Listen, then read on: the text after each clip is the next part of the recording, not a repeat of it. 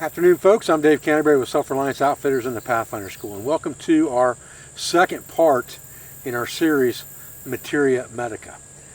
Today what we're going to do is we're going to talk real quick about a plant called Heal All Heal, or Self-Heal. It has lots and lots of different names. And this plant is in the mint family. It has a square stem, so you pretty much know that it's a mint when you touch the stem and you feel that it's square. This plant's been widely ignored by Western medicine, but it has lots and lots of complicated properties within the herb. And that's important to understand when you're talking about different types of herbs, because they react with your body different ways, even when they're similar types of herbs. An example of that would be some type of peppermint versus Heal All, which are both a mint family plant. So the first thing that we need to understand really is we need to understand what Matthew Wood calls tissue states. And you have 6 tissue states. You have hot and cold, dry and wet, you have relaxed and tense. Okay, and the first two, hot and cold, really have to do with your metabolism. The next two, dry and wet, have to do with tissue states within your body. And then relaxed and tense have more to do with organs within your body. But all of these things are interrelated and can play inside and outside your body. The next thing you have to understand is that different herbs have different degrees in which they affect those 6 tissue states. So you have 1st degree to 4th degree. And an example of that would be with this plant, the All Heal or Heal All, is it is a 1st degree cooling plant, all right, which means that it's the lowest level of cooling plant that there is, and it's a mint, so it's going to be a cooling plant. That means that it's refreshing if you drink it, basically. It's like drinking lemonade, would be a refreshing, cooling, 1st degree plant of that type. Now, this plant has lots and lots of other great properties. It's styptic, which means that can help to stop bleeding.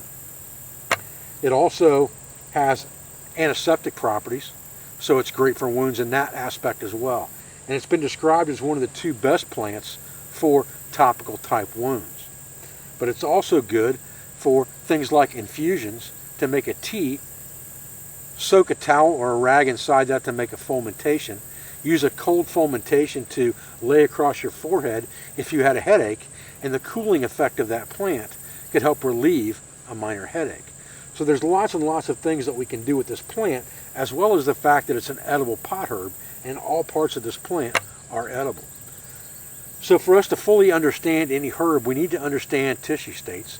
We need to understand what degree those plants affect certain tissue states. And we also really need to understand some of the chemical compounds within that plant that can affect those tissue states. Like I said, this is styptic, which means it's going to help stop bleeding.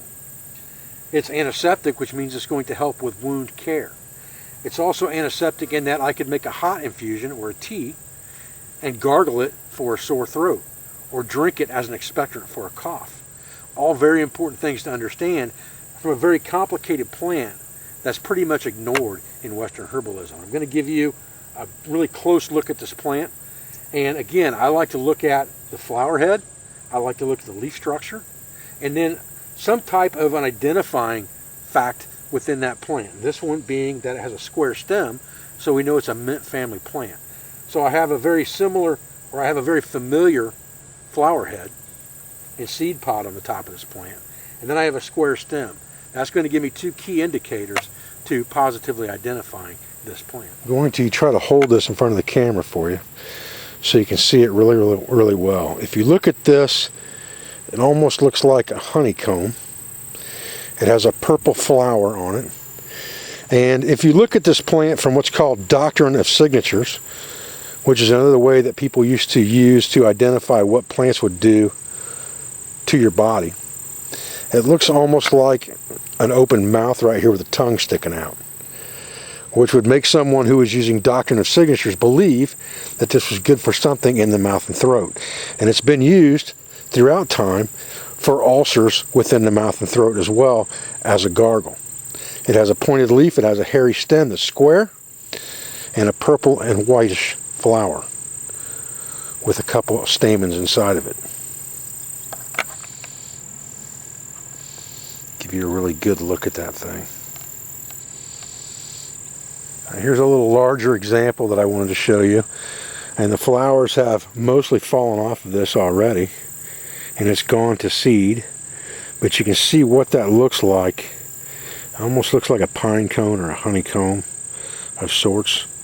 It's very important to understand what this plant looks like in all of its stages so that you can readily identify it before and after it has bloomed. There are small prickles on the top of the leaf.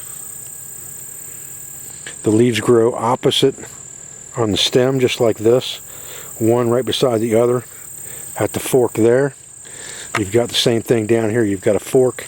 You've got one leaf here on opposite sides of the fork. Up here where it's growing out, you've got a fork here, one leaf on each side. That's very important to notice those things and pay attention to those details when you're trying to identify plants that may not be flowered or maybe early in the season. Okay, so the next thing we want to discuss real quick on this video, once we understand the 6 tissue states, the 4 degrees of the plants that we're dealing with, and we'll talk about that as we go. Like I said, this is a 1st degree cooling plant is what it would be considered under that system. Once we understand that, we need to understand how to utilize that plant and main uses for these plants in a woodland environment. I'm not really talking about in your home now. I'm talking about more of a woodland herbal use, okay? You've got an infusion, which is a tea, a decoction, which is a tea that's usually made from bark or rootstock that's been boiled down to a certain level, liquid added and boiled down again to remove all the properties from that bark or that root. Then you have a poultice, which can be made lots and lots of ways, which is basically just a masticated plant packed onto a wound and held in place by some type of bandage.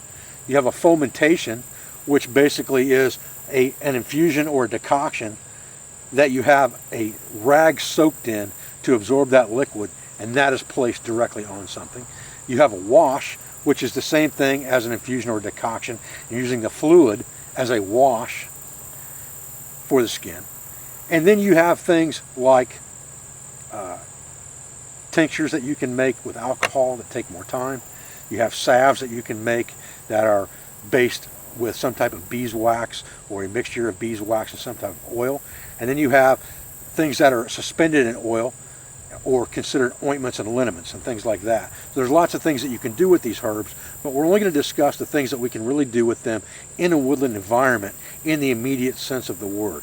We grab the herb and we use it right away. We're not talking about taking them off and drying them somewhere, although for long-term self-reliance, that's huge. But for the sake of this video series, I want to just do the grab and go. What can I do with my 10-piece kit with everything that's around me in this season of the year? I appreciate your views. I appreciate your support. I thank you for everything you do for our school, for our family, and for our business, for all our sponsors, instructors, affiliates, and friends. And I'll be back with another video in this series as soon as I can. Thanks, guys.